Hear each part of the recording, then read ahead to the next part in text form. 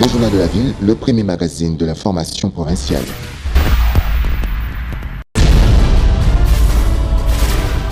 Tout de suite, le journal.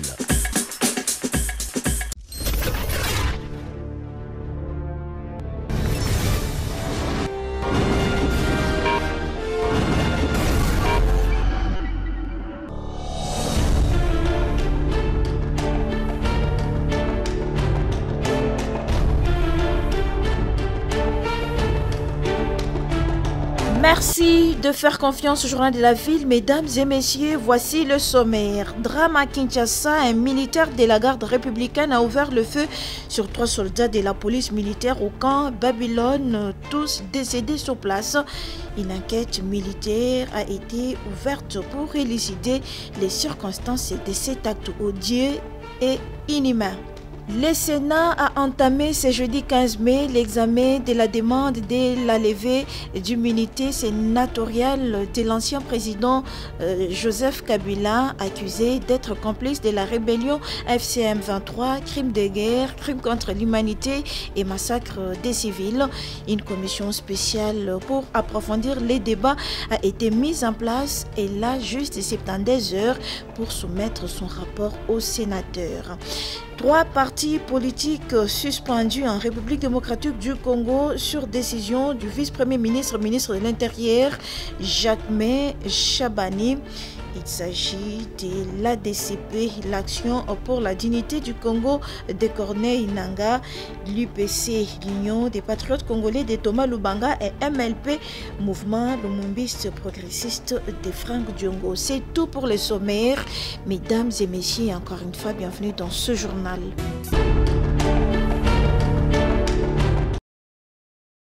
Drame aux environs de 3 heures du matin à Kinshasa, c'est jeudi 15 mai 2025. Un militaire de la garde républicaine a ouvert le feu sur 3 soldats de la police militaire au camp Babylone, les tuant sur place. Après avoir saisi leur chargeur, l'auteur présumé s'est réfugié dans un chantier situé à l'angle de l'avenue Kivu dans la commune de Kitambo. Un important dispositif de la police militaire a été déployé de 3h à 8h avec des échanges de tirs et un quadrillage méthodique de la zone. L'opération s'est soldée par l'interpellation du militaire retranché dont les motivations restent à établir. Et les tribunaux militaires des garnisons Kinshasa-Ngaliema, siégeant en matière de flagrance pour homicide et dissipation des munitions de guerre, a procédé ce même jeudi à l'identification du présumé auteur de ces meurtres de 3 militaires lors d'une audience foraine organisée au camp des transmissions dans l'ouest de Kinshasa. Il s'agit de l'identification du caporal Isaac Bati Kassongo, unité 14e régiment 2019, formation Kisangani.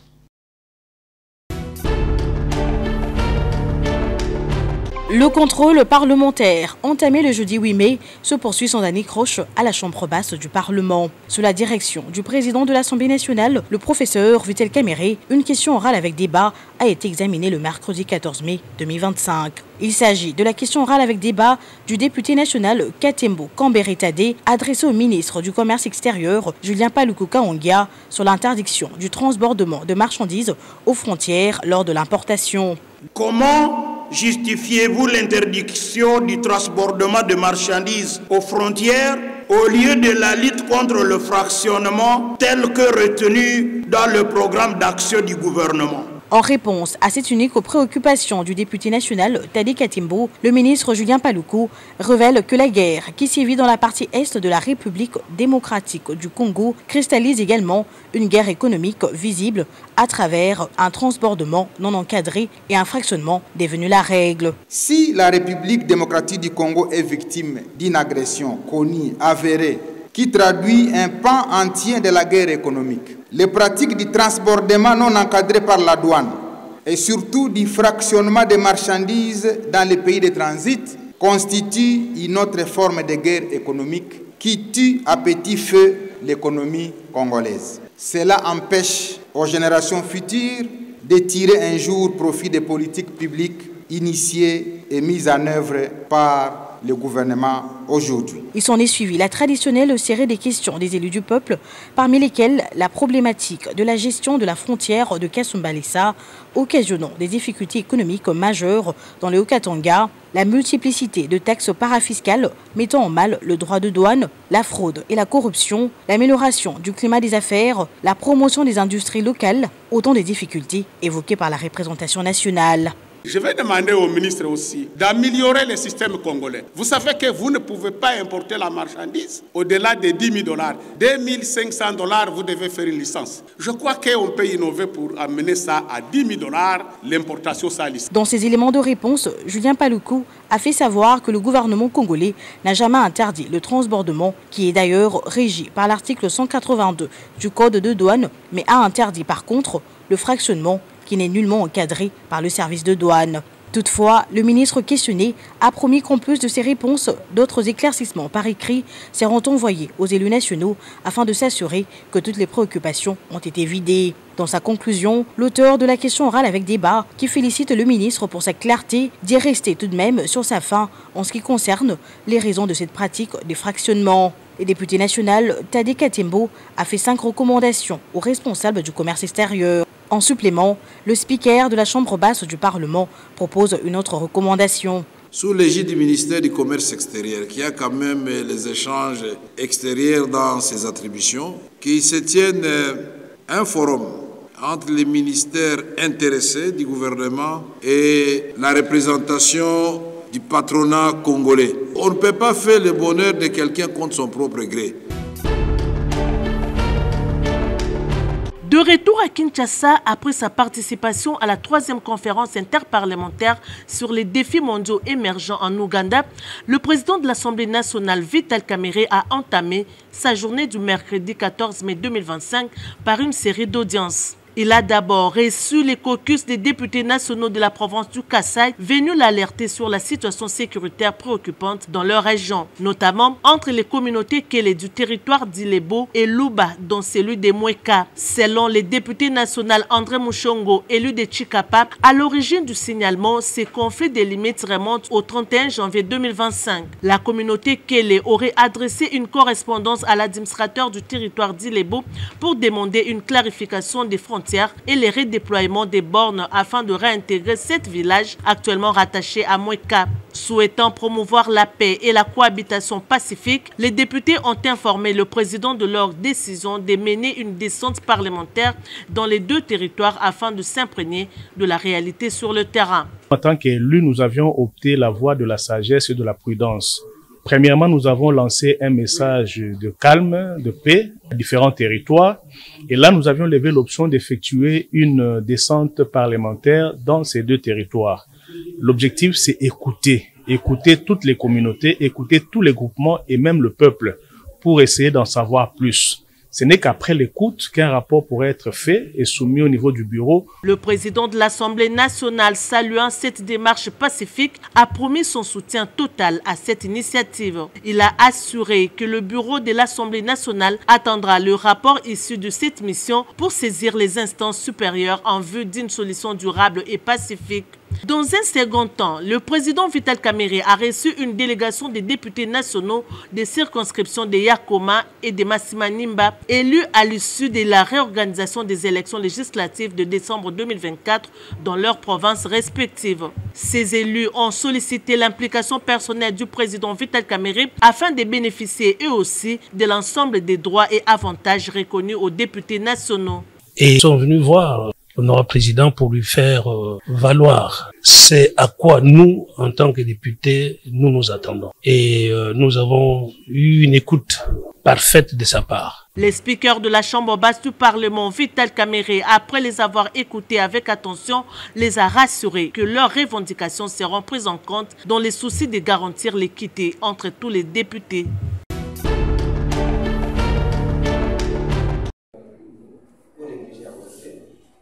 Une visite d'itinérance effectuée par le coordonnateur national de la Confédération associative pour le développement, justice et bonne gouvernance en République démocratique du Congo, Kadejgov RDC, le révérend Patrick Luyoyo Telakwaou, dans différents centres des instituts de formation professionnelle et métiers conventionnés des Kadejgov dans la ville de Kinshasa, et c'est avant d'entamer ces différentes visites dans les provinces de la République démocratique du Congo. À Kinshasa, le coordonnateur national était à l'Académie du savoir, siège de la coordination nationale ONGD, Kadejgov RDC, où les stratégies de sensibilisation de la communauté sur l'importance d'apprentissage des métiers sont exceptionnelles.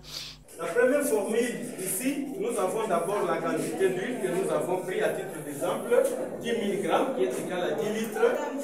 Nous les faisons fois 0,142. Ça, c'est l'indice de sa purification de l'huile de palme que nous avons choisi. Les jeunes filles et mamans apprennent dans le but de subvenir à leurs besoins grâce à Kadejgov RDC. Même exercice au centre de formation professionnelle et métiers Dr Cheta, AAPA, Mandey, Ewabora, BRTP et CFPM. Révérend Patrick RTP en action. Cette descente de la délégation est un tonus. C'est vraiment un coup de pouce. Ça doit pousser les parents à envoyer le plus d'apprenants possible. Les papas, les mamans, les jeunes filles mères et les désœuvrés dans la commune urbano-rurale de Maluku. Bana na biso ndenge bazawa mingi baza ba fille mère. L'État atalaka na biso. Tosenga epa l'État asunga biso na machine ezala kote ya bato ya coupe couture. Côté informatique, peut ndenge moko ba ordinateur ezate. Tala bandeko na biso mosusu. Conseil na opesa bino le nom botika machette. Botika ko botola ba biloko ko yiba. Boya bokoma lokola biso. C'est pour constater la faisabilité et viabilité de tous les centres de formation professionnelle et métiers et écoles de formation professionnelle et métiers conventionnés des Kadejgov RDC, conformément à la vision du chef de l'État, du programme du gouvernement congolais et du sous-secteur du ministère de la formation professionnelle et métiers, que cette visite est effectuée par le coordonnateur national de la Kadejgov RDC. On observe, on constate par-ci par-là, nous avons sillonné tous nos centres et nous avons ciblé, parmi lesquels vous êtes les premiers.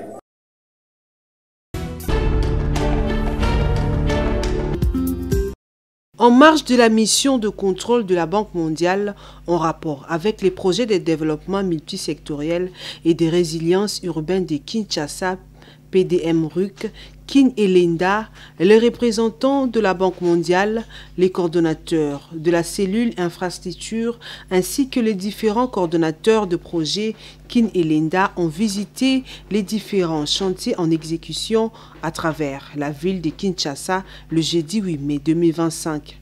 Parti très tôt le matin du siège de la cellule infrastructure, la délégation de missionnaires a débuté son inspection à la maison communale d'Enjili où les projets Kin et Linda procèdent à la rénovation et modernisation du bâtiment administratif de la commune. Elle a ensuite visité les avenues Maître Croquet et le boulevard Louemba. C'est là, avant de visiter la place Sainte-Thérèse, où 2 terrains modernes, une grande salle polyvalente et bien d'autres infrastructures sont en construction. Makambo oyo salema na commune ya Njili lelo na cadre ya projet Kin et Linda eza ya kotia tembete peza ya kodute nango te. Eza question ni ya vente eloko moko tetekami awa eza plutôt projet ya Kin et Linda. Nde eza kotonga pe ko transformer commune ya Njili. Bomoni bino moko touti na bino na bâtiment administratif ya maison communale o ezo tonga ma ya sika. E ko zala moko ya kitoko ya ba bâtiment ya maison communale ya ville ya Kinshasa. Pe bomoni balabala Louemba, lolenge bazo transformer yango pe ko moderniser yango. Bomoni balabala Maître Croquet pe to ko chité na bino a na place Sainte-Thérèse. O batu baloba ki bateki terrain, bateki ceci. Nyonso ne zaki ba intox. Ezali projet ya gouvernement ou eza financé na Banque mondiale pe ezali contrôlé na mission na cellule infrastructure ya ministère national des travaux publics parce que le projet Kinelenda qui est le projet de la ville-province de Kinshasa. Donc il est nullement question à vente, mais plutôt il y a modernisation, il y a construction, il y a infrastructure de base dans la commune d'Anjili. La commune d'Anjili est une vieille commune avec des infrastructures assez vieilles. On a voulu commencer avec la voirie, Louemba, Maître Croquet, une nouvelle construction, et il y a le stade, et il y a d'autres infrastructures de proximité qui vont être investies. Donc il y a beaucoup de choses pour la commune de Ndjili. Et je crois que la population devrait se calmer et être content parce que le stade, il était promis depuis longtemps qu'on devrait construire un grand stade, mais il est mieux de construire des infrastructures sportives qui se mettent ensemble. Il y a 2 stades, 2 terrains de football, un avec gazon naturel, un autre avec gazon synthétique. Et il y a un gymnase où on peut couvert avec un terrain de basket, on peut jouer le volley et le handball. Et nous avons d'autres infrastructures, le tennis, le nzango pour nos sœurs. Après Ndjili, la délégation a pris la direction de la commune de Kinsenso où Kinelenda procède à la construction de la route Moulélé, cette route qui va relire Matete et Mongafula. Pour réussir, la construction de la route Kinelenda est en train de résoudre l'épineuse question des érosions, les constructions des bases, des dallots, des canalisations et la plantation des vétivers. Toujours à Kinsenso, Kinelenda construit un réservoir de 7 mètres cubes qui recevra les eaux de l'usine de Ndjili et les distribueront en l'ensemble de la commune et dans les environs. Que dire de Kinsenso? Il se passe quelque chose qui fait peur. C'est quoi? Une longue route qui va relier la commune de Matete qui m'a toujours insulté que tu es enclavé et la commune de Mongafula. Donc les 2 communes, je vais les prendre comme les bébés parce que ma route là les prend en otage. Deuxièmement, c'est l'eau potable. Vous savez, depuis que cette commune existe, on n'a pas vécu de l'eau potable. Actuellement, la population souffre du forage d'eau, il n'y a que ça. Mais avec Kinelenda, Fatou Béton, leader, voilà, nous avons maintenant un projet d'eau. Il y a une citerne en construction avec 7000 mètres cubes qui va alimenter plus de 6 communes. Donc la commune délimitée que voici là, ça devient une petite commune devant Kinsenso. Matete ici, Lemba, ils vont commencer à quémander l'eau à Kinsenso.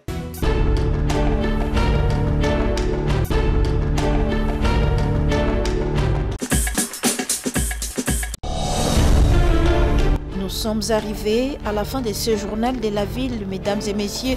Merci pour votre attention soutenue. Le prochain rendez-vous est fixé pour ce vendredi. Et d'ici là, portez-vous bien.